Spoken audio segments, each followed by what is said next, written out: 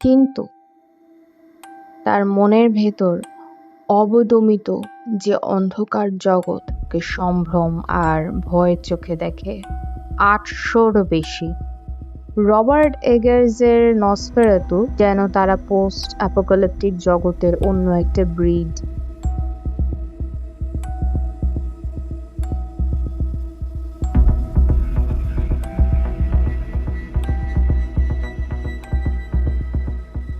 এই পেন্টিংগুলো আপনারা ইন্টারনেটে অনেকবার দেখেছেন, কিন্তু জানেন না এগুলো শিল্পীকে। পেন্টিংগুলো মনে অজানা অদ্ভুত এক ধরনের অনুভূতি সঞ্চার করে আপনাকে আকৃষ্ট করবে। অস্বাভাবিকভাবে মোড়ানো আর অস্বাভাবিকভাবে ক্ষয়ে যাওয়া শীর্ণ শরীর, মানুষ আর পশুর মাঝামাঝি কোনো অসুস্থ মিউটেশন, মেটে রঙের ডিটেইলে পেইন্ট করা ধ্বংসপ্রাপ্ত, পুড়ে যাওয়া, মরে যাওয়া কোনো জগৎ দেখতে দেখতে আপনার মনের আদিম কোণায় উকি দেবে অন্ধকার এক বিস্ময়।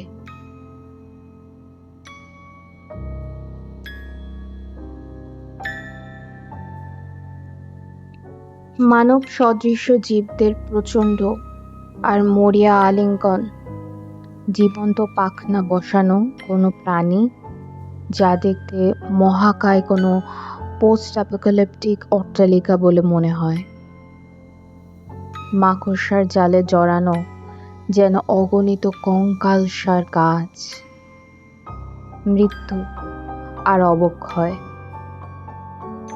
সবাইকে হাই এবং ঈদ মোবারক। আমি ইজেল। আমি ওয়াটার কালার পেইন্টিং করি।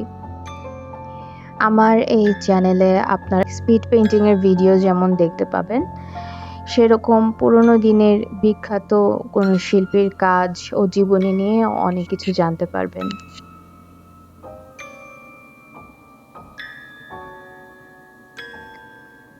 অনেকের ধারণা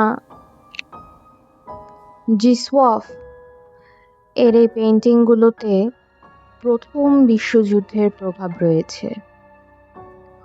তো নাৎসি জার্মানি, স্লোভাক রিপাবলিক আর সোভিয়েত ইউনিয়ন, তখন সোভিয়েত ইউনিয়ন ছিল, রাশিয়া ছিল না, তখন যখন সংঘবদ্ধ হয়ে পোল্যান্ড আক্রমণ করেন, তখন বেকশিনস্কির বয়স ছিল মাত্র 10 বছর। অনেকের ধারণা যে এই যুদ্ধের প্রভাব তার পেইন্টিংগুলোতে পড়েছে। এটা সত্য হতেও পারে, কারণ তিনি যখন কিশোর ছিলেন, টিনেজার ছিলেন, তখন তাকে পড়ালেখা করতে হয়েছিল গোপনে। ওনার কৈশোর বয়স বুঝতেই পারছেন, একদমই স্বাভাবিক কিশোরদের মতো ছিল না।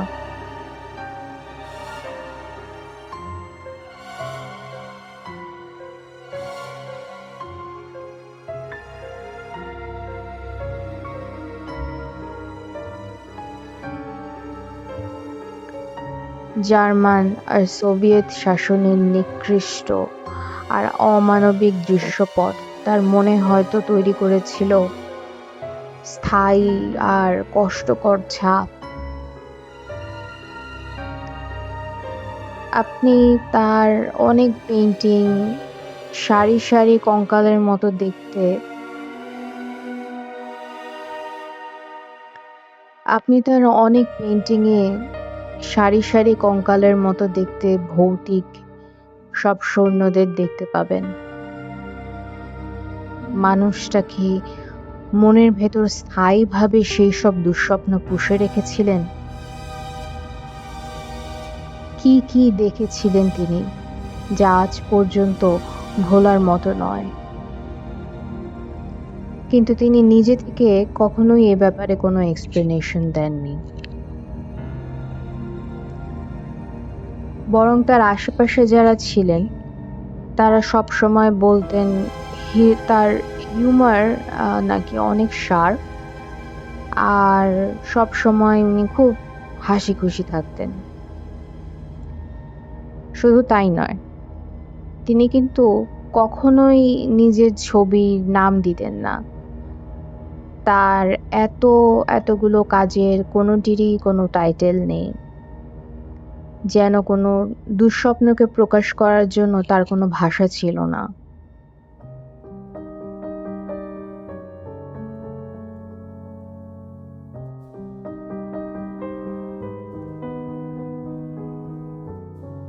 জিসওয়াভ বেকশিনস্কি এর জন্ম 24 ফেব্রুয়ারি 1929 সালে দক্ষিণ পোল্যান্ডের সানকে।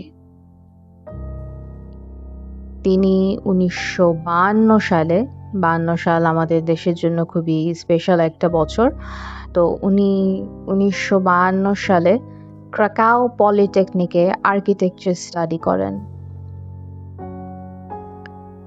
1955 সালে তিনি সানকে ফিরে আসেন এবং এখানে এসে কনস্ট্রাকশন সাইট তত্ত্বাবধান, বাস ডিজাইন এই ধরনের কাজগুলো উনি পান, কিন্তু এগুলো তার কাছে ভালো লাগতো না। তিনি তার সব কনস্ট্রাকশন ম্যাটেরিয়াল কি করতেন, বাসায় নিয়ে আসতেন। সেগুলো নিয়ে তিনি নিজের মতো ভাস্কর্য তৈরি করতেন। আরেকটা জিনিস তৈরি করতেন, সেটাকে বলে ফটোমন্টাজ। তো ফটোমন্টাজটা কি? আমরা যেটাকে ফটো কোলাজ বলি, অনেকটা সেটাই। তিনি অনেকগুলো ছবি তুলতেন আর সেগুলোর সাবজেক্ট ম্যাটারগুলো কেটে অথবা ব্যাকগ্রাউন্ড কেটে এক ব্যাকগ্রাউন্ডের সাথে অন্য এক সাবজেক্ট ম্যাটার জুড়ে দিয়ে নতুন একটা আর্টওয়ার্ক করা। অর্থাৎ তখন তো ফটোশপ ছিল না, সেই সময় আসল ছবিগুলো কেটে কেটেই সবাই ফটোশপিং করত। মনে করুন এক ধরনের অ্যানালগ ফটোশপিং।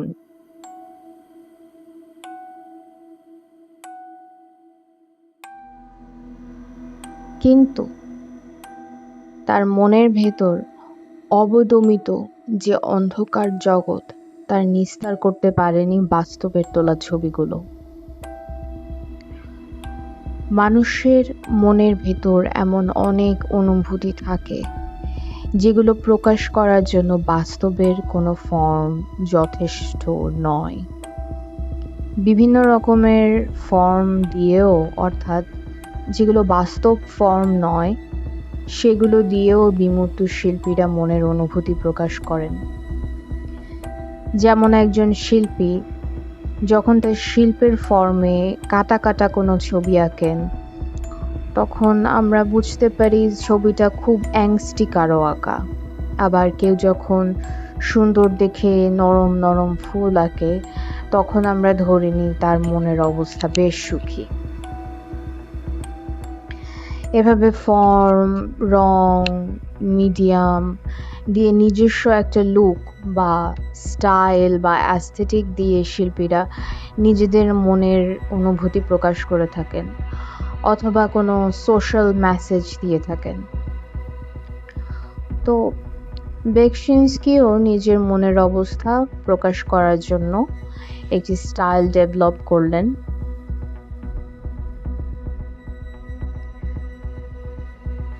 যে স্টাইলটি তিনি ডেভেলপ করলেন তা এখনো দর্শকের মনে যে তীব্র ভয়ের আর তীব্র অসুস্থতার উদ্রেক করে, তা এখনকার সমসাময়িক শিল্পীদের কাছেও অতুলনীয়। এখনো শিল্পী কমিউনিটি তার চিত্রকর্মগুলোকে সম্ভ্রম আর ভয়ের চোখে দেখে।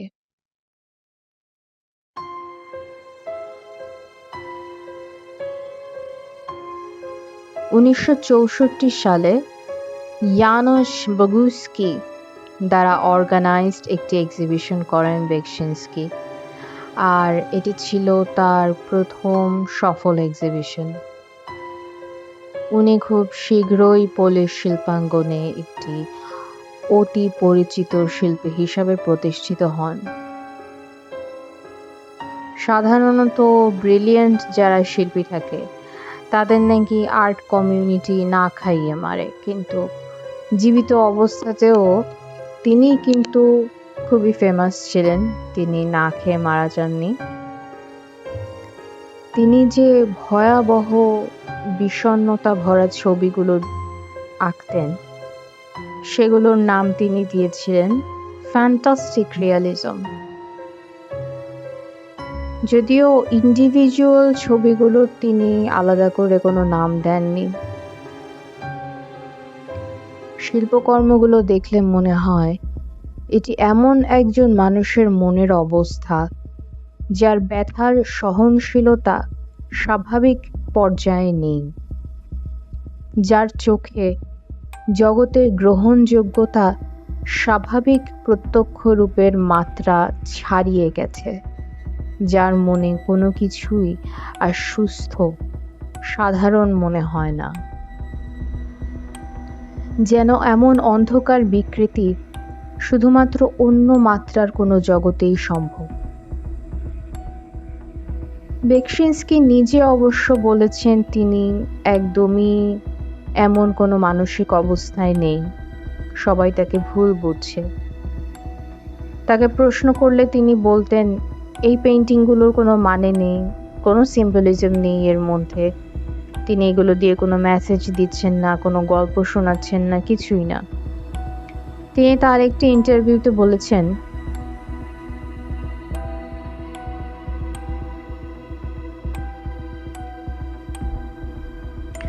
অনেকেই আমার কাজের মধ্যে অনেক রকম সিম্বল দেখতে পায়, কিন্তু আমি আসলে আমার শিল্পের মধ্যে সিম্বলিজমের বিষয়টা পছন্দ করি না।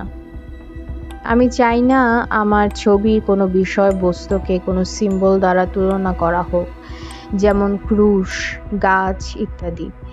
এসবের কোনো অর্থ আমার ছবিতে কেউ খুঁজে না পাক। আমার আর্ট যদি আদৌ কোনো কিছু নিয়ে হয় তা হলো আমার মুড নিয়ে, আমার বিভিন্ন রেঞ্জের মুড নিয়ে বিভিন্ন রকমের কাজ। অথচ ছবিগুলো দেখলেই মনে হয় তিনি কিছু বলতে চাচ্ছেন। শুধুমাত্র ছবিগুলো নিজেই নির্বাক হয়ে সমস্ত অনুভূতি দর্শকের মনে গেঁথে দিচ্ছে। মনের কোন ট্রিগার পয়েন্টে এসে ছবিগুলো আপনাকে আকর্ষিত করছে তা আপনি নিজেও জানেন না। উনি কিন্তু পেইন্টিংগুলো করতেন খুব সুচারুভাবে, আর্কিটেকচার ড্রয়িংয়ের মতো ডিটেইলে, কিন্তু সে কারণে তার টেকনিক্যালভাবে নিখুঁত পেইন্টিংয়ের সংখ্যা কখনো কমে যায়নি।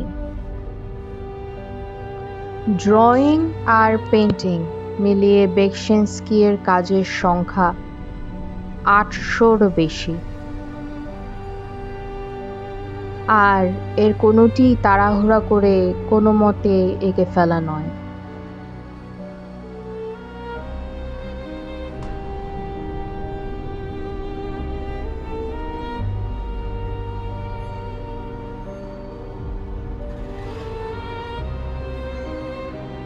ওনার সমসাময়িক শিল্পের সিনে যে ট্রেন্ড ছিল সেই ট্রেন্ডও উনি ফলো করতেন না, সবই তিনি নিজের স্টাইলে আঁকতেন। রেনেসাঁ যুগ অথবা পুরনো দিনের শিল্পীরা যেরকমের বিখ্যাত কাজ করতে করতে ডিপ্রেশনে মরে যেতেন, ওনার ক্ষেত্রে তা হয়নি। আগেও বলেছি যে তিনি তার নিজের স্টাইলে যেসব এক্সপ্রেসিভ পেইন্টিং করেছিলেন, জীবিত থাকতে তিনি খুবই সমাদৃত ছিলেন, এখনও সমাদৃত। ইনফ্যাক্ট অনেক চিত্রশিল্পী, অনেক লেখক আর চলচ্চিত্র নির্মাতারা তার অনেক পেইন্টিং থেকে কিন্তু এখনও অনুপ্রেরণা নেন। যেমন আমার কাছে মনে হয়েছে, আমি শিওর না, যে রবার্ট এগার্সের নসফেরাতু, যেটা হচ্ছে 1922 সালের বিখ্যাত সাইলেন্ট ফিল্ম নসফেরাতু এর রিমেক, সেই মুভির অনেকগুলো সিন বেকশিন্সকি এর পেইন্টিং দ্বারা অনুপ্রাণিত হয়ে থাকতে পারে। আবার আমি অ্যাডাম নেভিলের লেখা এই উপন্যাস পড়েছিলাম যেটার নাম হচ্ছে অ্যাপার্টমেন্ট 16।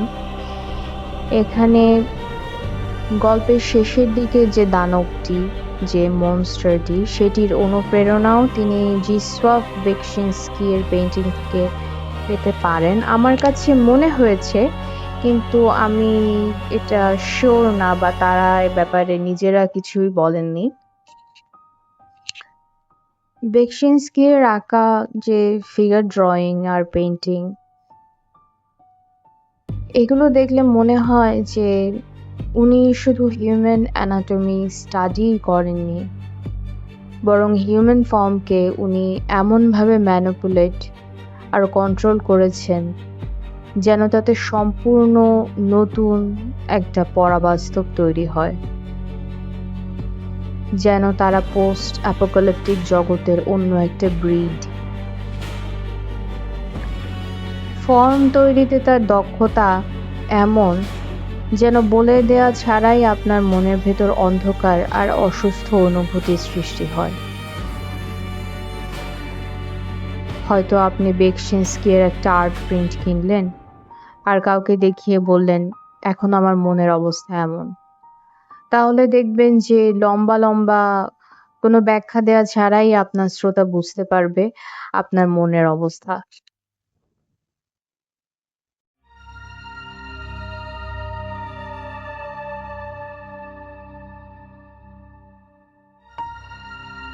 এই ছবিগুলোর ফর্ম বাস্তবের সীমারেখায় আবদ্ধ নয়।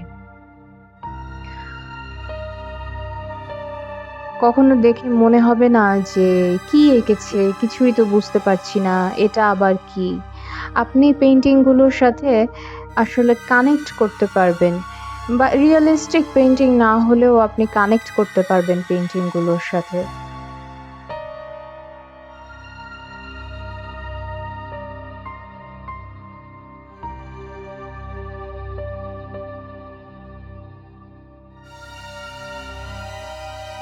পেইন্টিংগুলো আপনার অচেতন মনের অন্ধকার কোন পয়েন্টে ট্রিগার করবে যেন আপনি পেইন্টিংটি নিজে থেকেই অনুভব করতে পারবেন।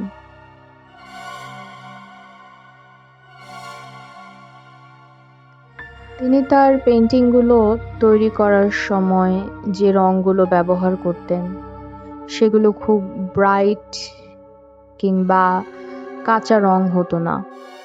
যেমন অনেক উজ্জ্বল লাল, সবুজ, হলুদ। তিনি বলতেন সব ফর্মের মধ্যেই অনেকগুলো রং মিলেমিশে থাকে, যেগুলো খালি চোখে বোঝা যায় না। যেমন লাল রঙের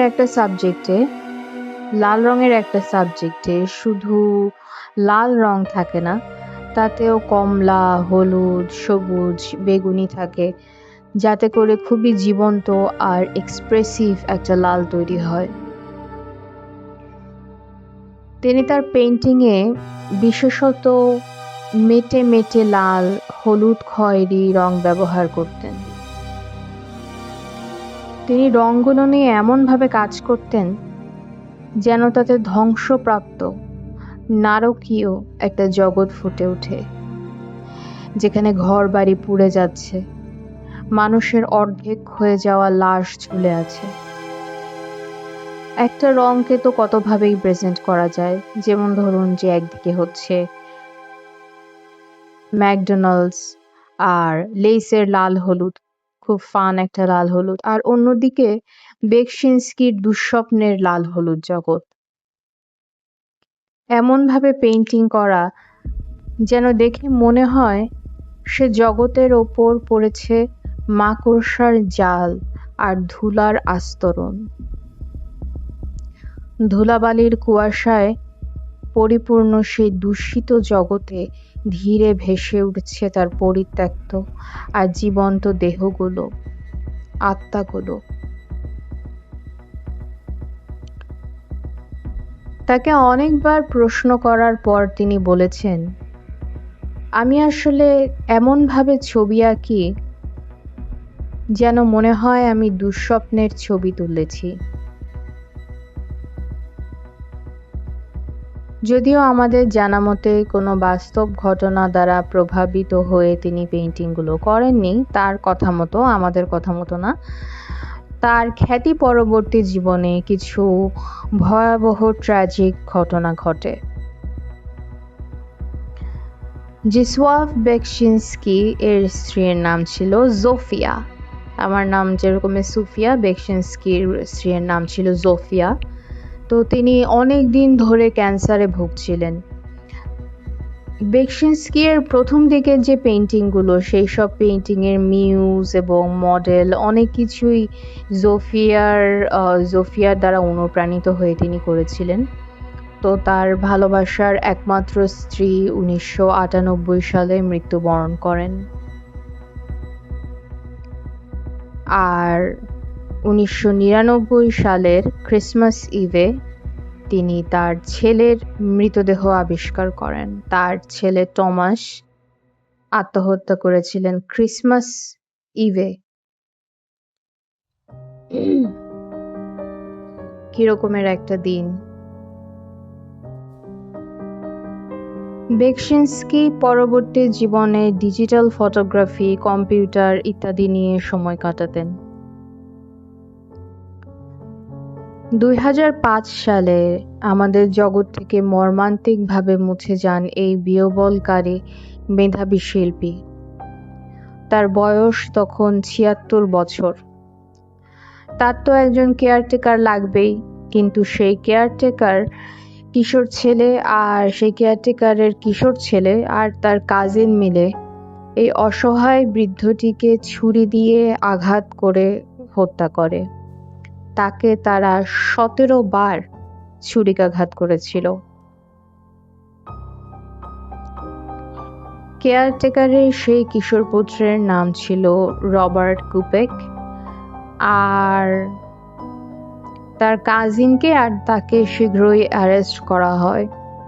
রবার্ট কুপেককে 2006 সালে 25 বছরের কারাদণ্ড দেওয়া হয়, আর তার সহকারী কাজিনকে 5 বছরের কারাদণ্ড দেওয়া হয়, অর্থাৎ 2031 সালে তার মুক্তি পাবার কথা।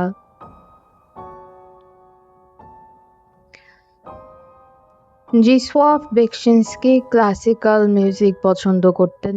ক্লাসিক্যাল মিউজিক বাজিয়ে তিনি ছবি আঁকতেন।